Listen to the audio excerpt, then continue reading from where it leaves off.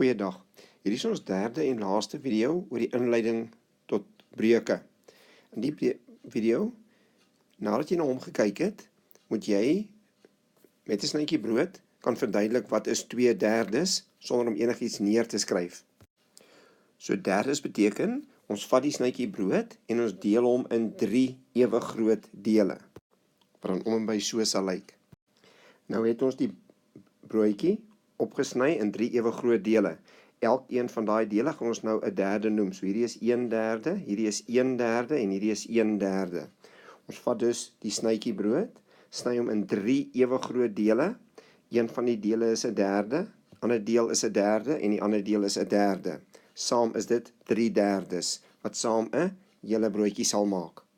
Nou, indien jy vir iemand moet verduidelik wat is 2/3, sal jy so begin. Jy sal sê, ek vat 'n snytjie brood, ek sny hom in 3 ewe groot dele.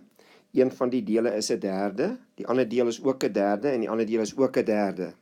2/3 sal dan daai stuk en daai stuk saam wees. 2 van daai derdes is 2/3 wat so sal lyk. En wat 2/3 is.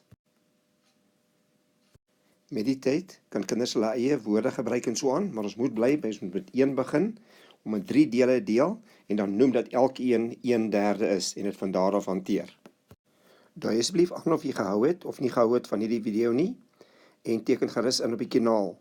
Jy kan ook 'n boodskap stuur na hierdie nommer, met 'n WhatsApp, met iets wat jy nie van seker is nie met breuke, of met enigiets in skoolwiskunde, en verduidelik wat jou pla, en ons sal dan vir jou videoetjie maak, verniet en plaas op YouTube, dan kan ander mense ook baat vind by wat jy gevra het.